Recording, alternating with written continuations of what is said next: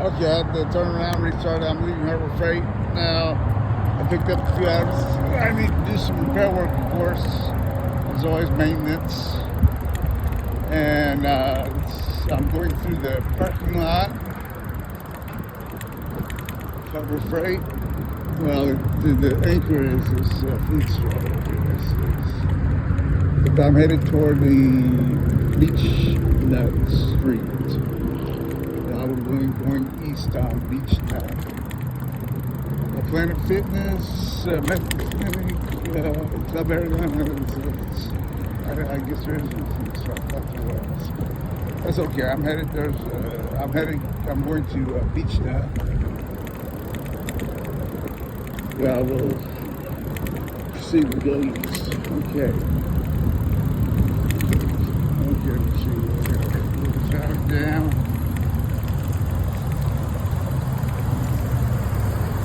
I did use up a lot of my green letter. I'm now on the yellow. Okay.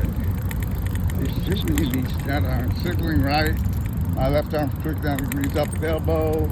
And so I am going to go. Okay. I'm getting in this right-hand lane. I'm going to go underneath I-69, US 59.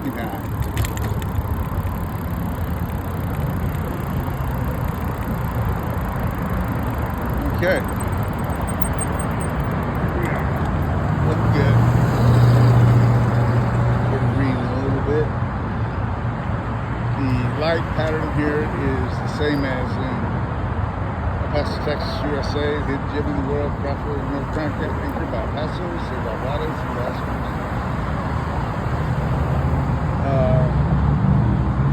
It's partly cloudy here in Houston, Texas, USA, underneath beautiful, solid blue skies that are typical of the hidden gem of the world, Crossroads of North America, anchored by Paso, saved by Juárez y Las Cruces. Except it's so incredibly humid here.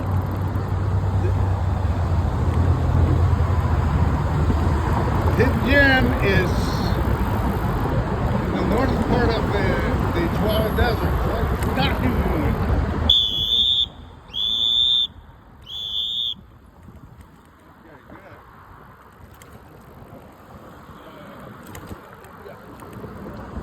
Okay. This is being taped. I am not doing a live stream. I do not get a signal. I'm noticing that quite a bit. Ever since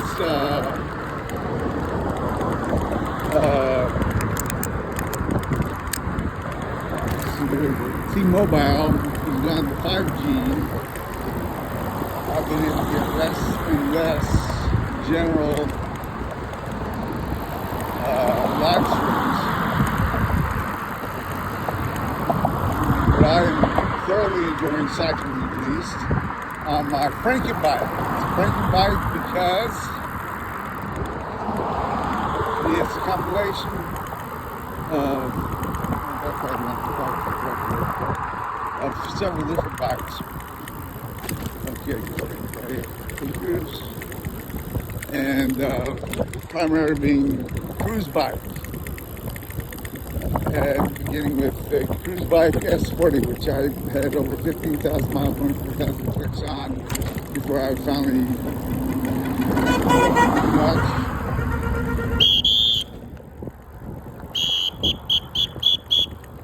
Thank you, sorry, good. Good. I'll stay in the slow lane. Okay.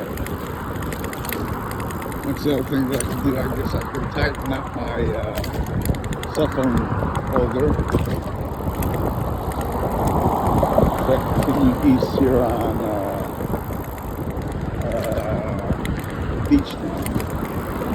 This will intersect with Bissonnet. Then I will turn left, go northeast on Bissonnet. And I expect I will take a brief stop at a Mediterranean festival. Okay, but let me get back to this cranking bike. So I started out with the S Model S40, and because I need assistance for my cycling, I have gone to the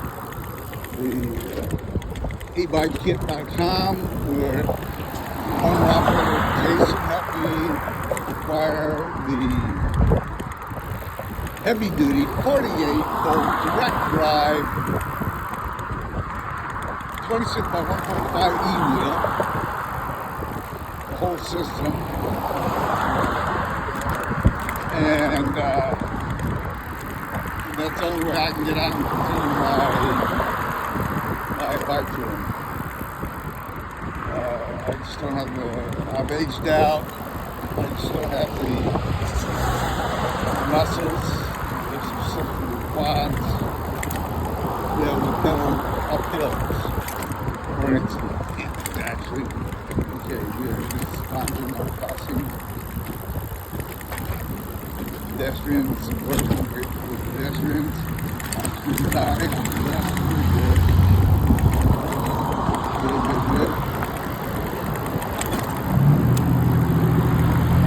Okay. Typical. Universal throughout the world are roads that have potholes, cracks, thermal ridges, all kinds of problems like that. So it's no different here than many other places around the world. Traffic's pretty, well, we've got 3 lanes. I am definitely taking 1 lane. So,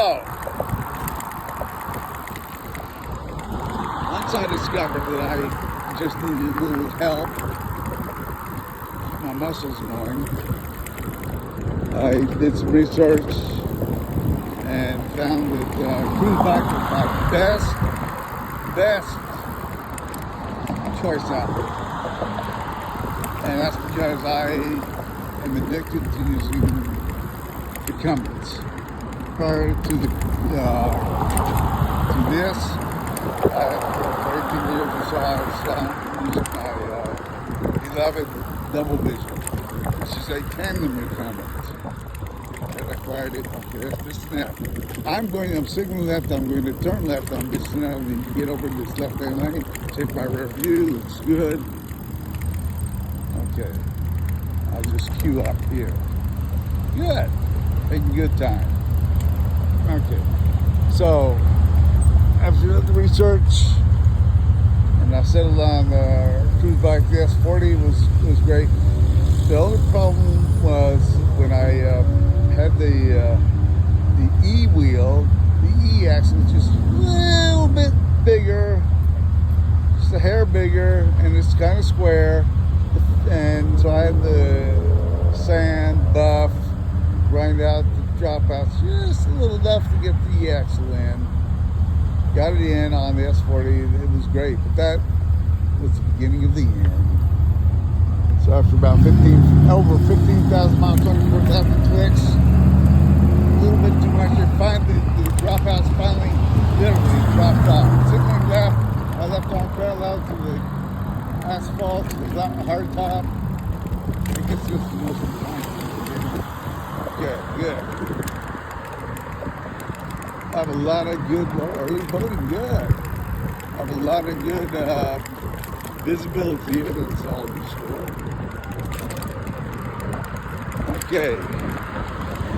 I just put on, I've got a fresh battery on, so I'm going pretty fast. 15. Okay. Interestingly, it's very close to where my eBattery fell off about a month ago. But the traffic was very little. Sunday morning. Okay. Check my review.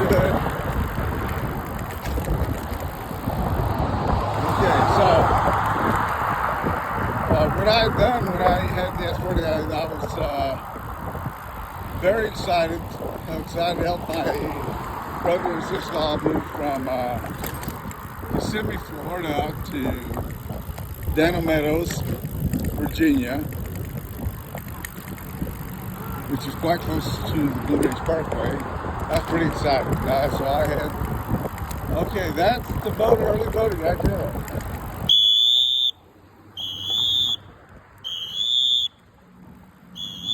Early voting, good.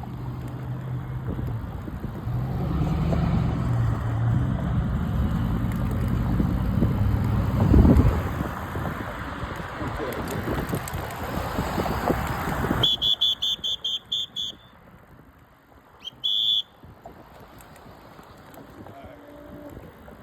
My visibility. Good. We're early voting. Good.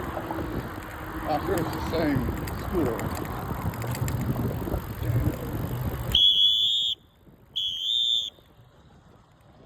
got a queue here. A lot of it is due to the fact that I've got this lane.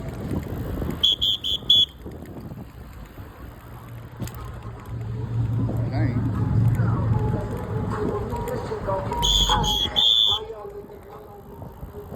Oh, look at that.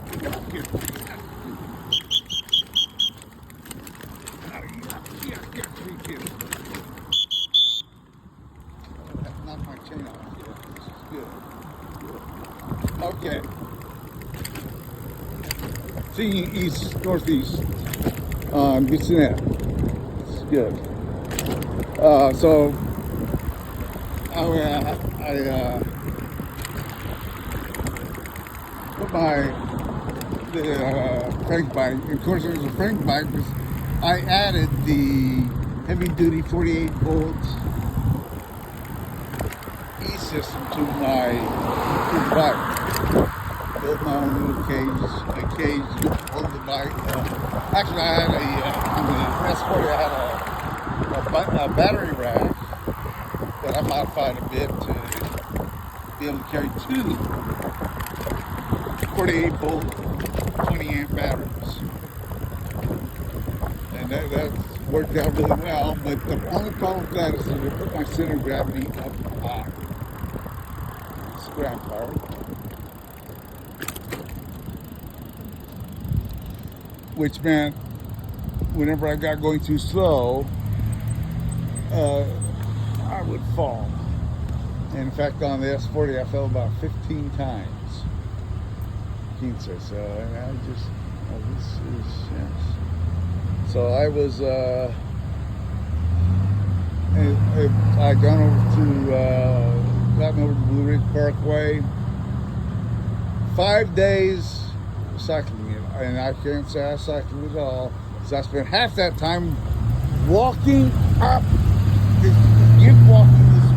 cranky bike because the 48-volt heavy-duty system was not strong enough to get me up some of those steep inclines. So I walked up at the time walking up those inclines. Okay, this is it. Okay. Watch out. So I said, the heck with that. I was planning on cycling the entire Blue Ridge Parkway. But I said, no way. So I'm going to have to walk a long way.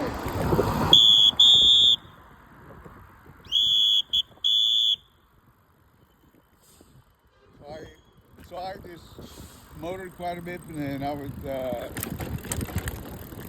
then I would cycle, and I got to certain destinations, and one of them being Key West. Got to cycle there, absolutely. Hola. Okay, now I'm crossing the river. Good. So anyway, that was my some yucky.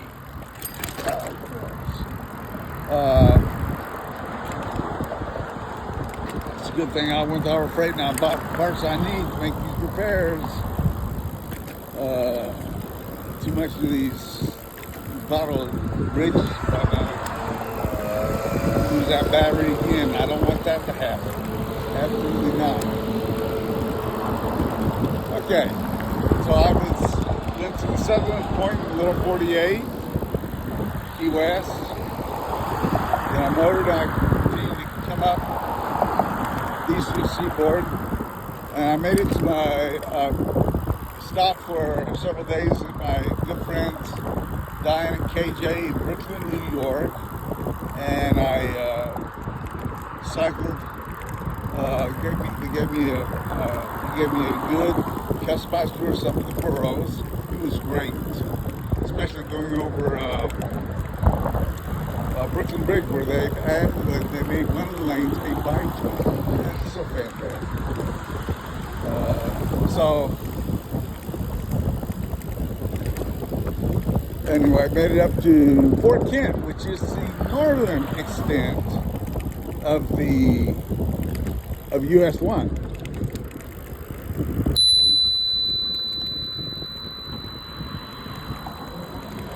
So that was great. Also went to the most camp. It's the easternmost extent in the lower 48, which is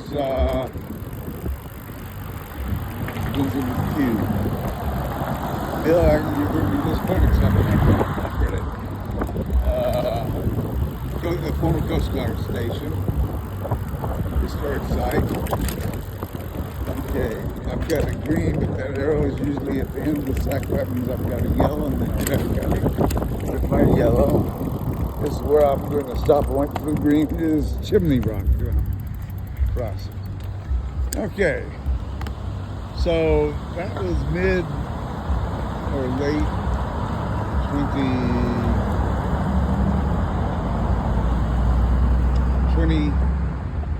2022. January 2023, I was cycling in El Paso, Texas, USA, doing some local cycling, and it was just, I'm not sure where this car is going. It's on my right, but I left them room to turn, but I might think it's just room that they can use to pass. No, I don't know. Okay, they are turning out. Good. That's what I want. That's why I give that room.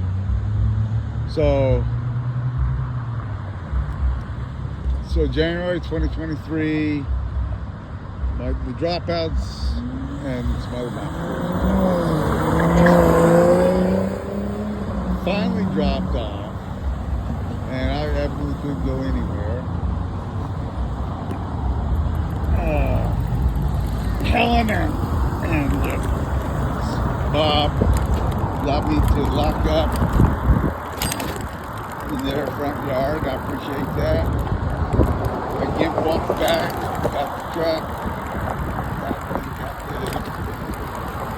the drinking bikes. And when Diane and KJ learned that I had this, sent me an image of a cruise bike that had a motor on it. That was the answer. So I contacted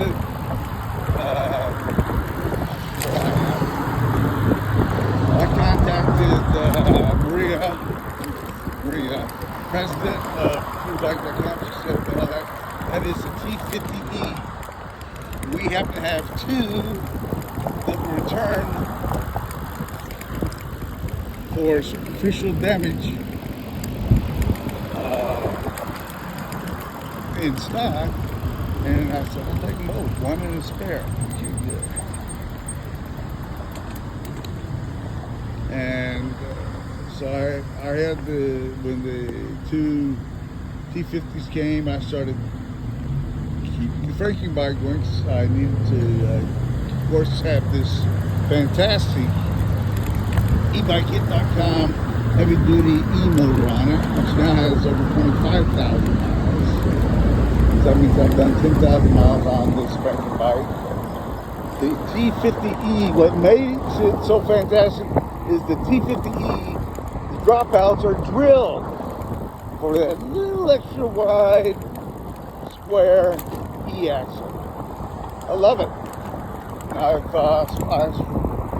put on the drop bars from my S40, is the stem from my daughter's abandoned ATV. And I've got the wax chains for my beloved double vision. So I've got quite a favorite bike here, but you're gonna go. It's gonna do nothing. Yellow and then red. Okay. It's yellow, ain't it?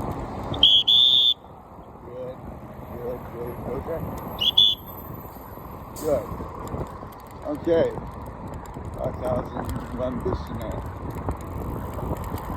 Okay. So that was the story behind that, and that's why I'm doing what I'm doing right now. Because I have this fantastic Frankie bike, cruise bike, T50E frame set, drop bars from S40, stem, and front caliper from my daughter's abandoned ATV. And of course, the always essential 48 volt, heavy duty 48 volt direct drive e-system from eBattery.com. And I love it. I can't go without it. Now, how did I know I needed this?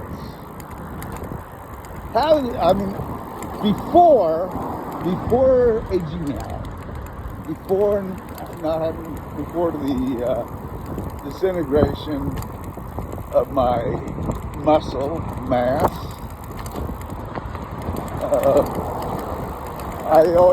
I put in well over 100,000 miles bike touring and commuting, and I always felt that e-bikes were a sin until I needed one. I didn't know I needed one. So it was. I retired from the world-class Atlanta Independent School District on the 31st of December 2017. January and February, my first goal cycling, bike touring, was over to good friend and former colleague Doug Antrim in Grand Falls, Texas. What a great trip that was. I'm so glad I did it too. Because he died a couple months later. So I'm very glad I spent time with him. But from there, before then actually, when I left that El Paso, I went east on Montana US 62180. At that time, there was no heavy reconstruction going on. And so I got the Cornudas, overnight great Cornudas, rest in peace, owner operator May. And then from there, I went to Del City, which is actually about 15 miles, 24 north, Montana US 62180. Overnight, it was great. And then back, and I went to Montana US 628-180. I had this tremendous tailwind, pushed me across the salt flats. It was great.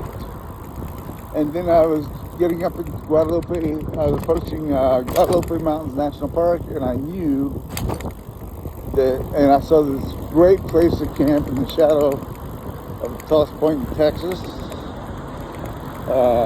Guadalupe, and it was just, I said, well, if I camp there, I won't have this tremendous tailwind. I probably won't have this tremendous tailwind tomorrow when I need to go over the pass.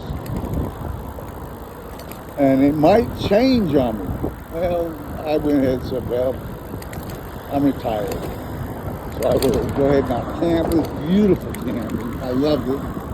And of course at midnight, the winds changed direction 180 degrees, probably cold, and rain and snow. It was just coming out of the east. And it took me a half day. I just was barely able to go. I don't know what that is. 50 meters. It was just terrible. Before I had to stop to catch my breath. Okay, this is Newcastle Drive. A red light, of course. I am still occupying the lane.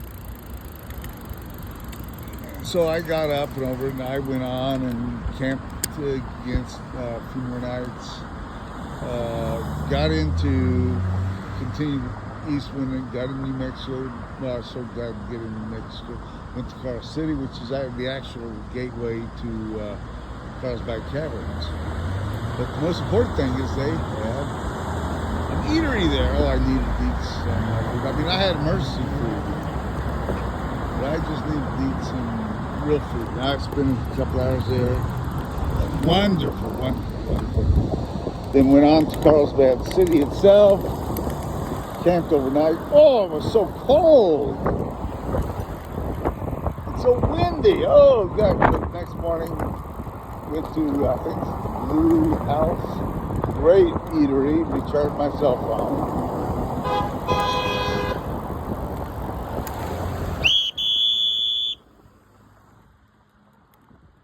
Sorry, you got 2 lanes here. Okay. I am so glad they saw me. That's so important. I like that. I understand they're probably a little bit envious of me too.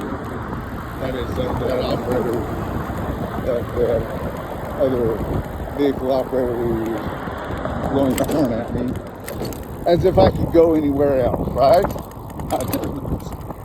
Not that I'm a vehicle on the road. Okay.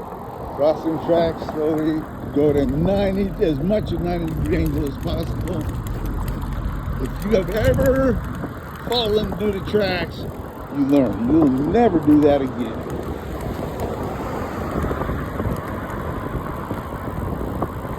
So I Carlsbad and I camped out midway.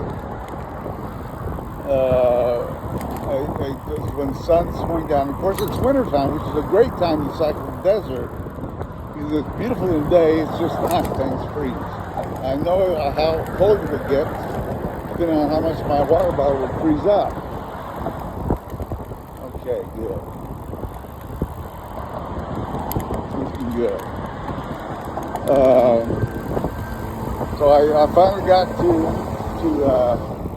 I found a place to camp. I had to be off the road. No way was I going to camp on the shoulder. So I found a place, and the owner-operator manager came by, and I said, "Look, I'll be gone in the morning. I just need to be off the road to camp tonight. This is very safe right here." She agreed, and she said she understood because she is a triathlete, and said it was fine. Okay.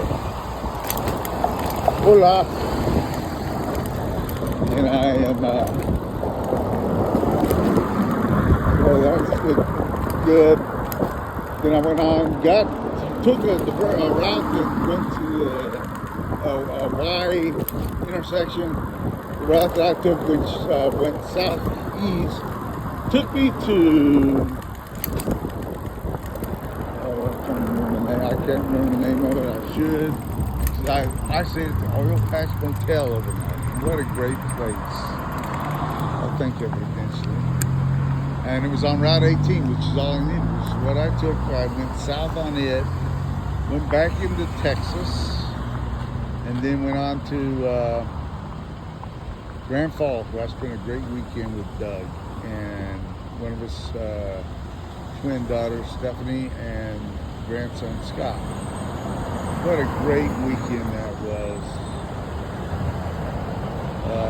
Then after I finished the weekend there, I continued south, going down to Fort Stockton, then on to the great Marathon, Texas. One of the world's best hostels I've ever stayed at, La Loma del Chiva. It was great. And so I stayed a couple nights there. I knew it was going to be a while before I get back to I had to buy emergency food, and I went to, there's my green, and I went to, from there it took me a few days south to Big Bend National Park. What a great time of year to go. It's too hot in the summer, but it's packed full. No reservation available, so I rough camped there. It was great. And then I had this, again, another easterly, the fastest I've ever gone on a bicycle, well, not on a bicycle, but on my double vision, hitting gate guard. It's kind of close here. 81 an hour. Got to Study Butte. It was great. And lots. Stayed at the RV resort, RV motel resort there. There's yellow bricks. And stocked up again. I can't remember the name of the only eatery there at 170 and 118. 118 going south and 170 going west. My goal was to take 170 over to Ojinaga, Presidio. And so I started going and I fell. And I got up.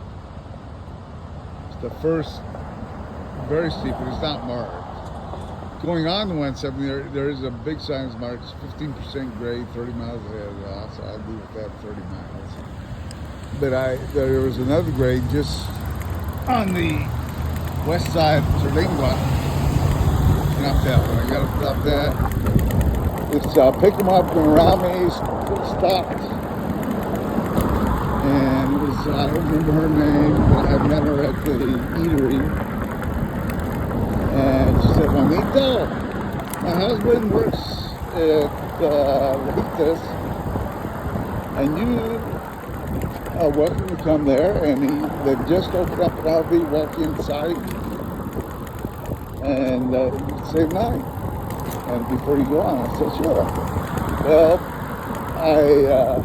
in close collaboration with my much better half and duct tape, I decided to not continue going west. I would just go to Alpine, where she picked me up in 4 or 5 days at the subway in Alpine. So I reverse course then. That was it. She picked me up at the subway in Alpine some days. I was, still cycling my beloved double vision. Okay, this is the festival, the Mediterranean Festival.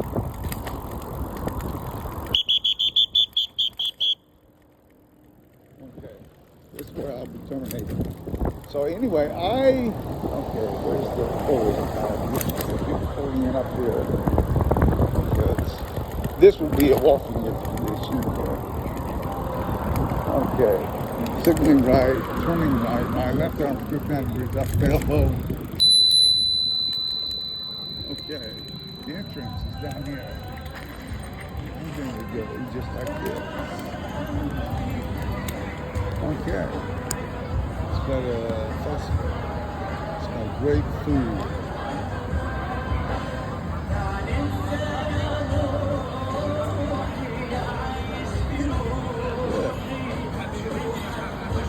So, being that our daughter was teaching at an international school in Chiang Mai, Thailand, so I had a place to go. So my intent was to bike tour over to San Francisco. Most favorite number one daughter-in-law, most favorite number one son, we're living. This is where all geeks tend to migrate. So I did a little pre-tour. The pre-tourist one, of course, going to be the International Fort Hancock Las Cruces I-10 bicycle bypass.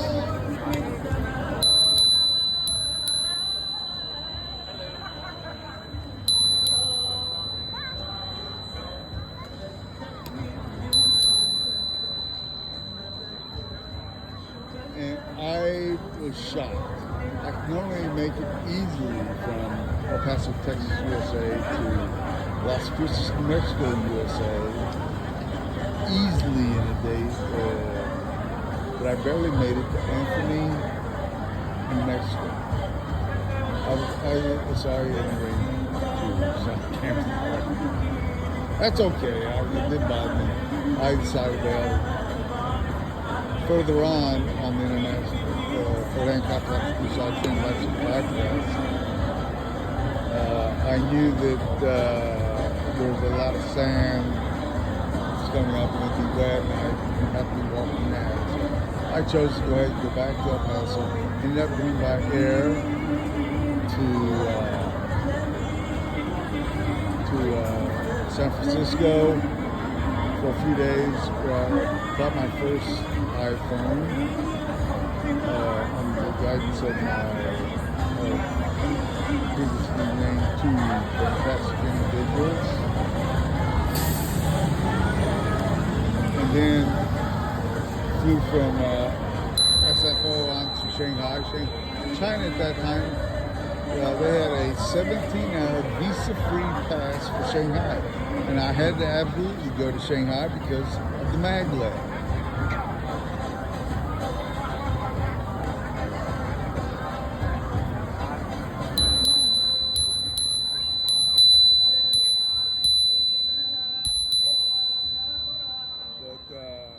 So I did that, and then the 4-hour flight to Truly International Airport at Chiang Mai, Thailand, with my daughter, my most favorite #1 daughter,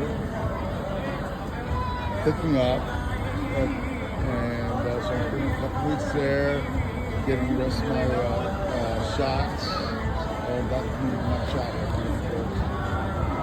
And then I learned how I was going to be able to tour the rest of the world without any problem. Grasshopper Adventures.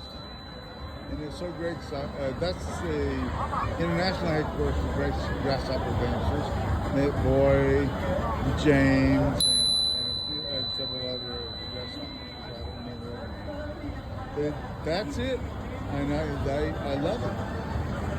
I was still having to walk uphill, and so I'm still mystified. And it wasn't until the third week in February 2019 that I went on a week-long Grasshopper Adventure bike tour in Sri Lanka. Colombo to Gaia. Gracias, thank you.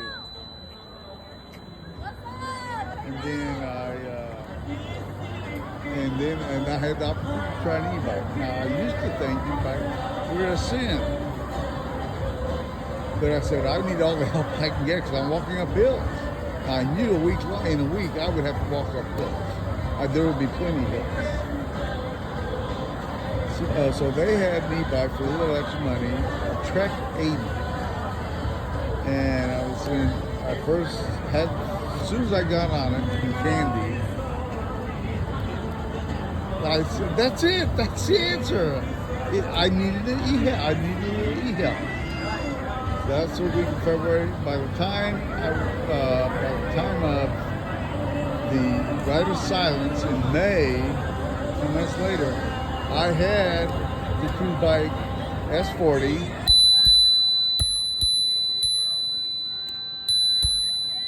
and I had modified with the heavy duty 48 volt E system for eBattery.com. I'm very pleased with that. That's all I needed. So anyway, that's the story of how I had started with this for you. So, and now I'm on the second iteration, the incredibly great T50E. And the E-axle fits perfect, everything's going great. So I can't turn this around. So anyway, we're gonna have to go. This is the termination of my live stream here in Houston, Texas. This is the St. George Mediterranean Festival. Soy John Iver, aka Winnie Traver, aka Back to John, my World Upon Wheels, retired World Bike Tour. Have a great day. Que tengan buen día. Adios. Push the button.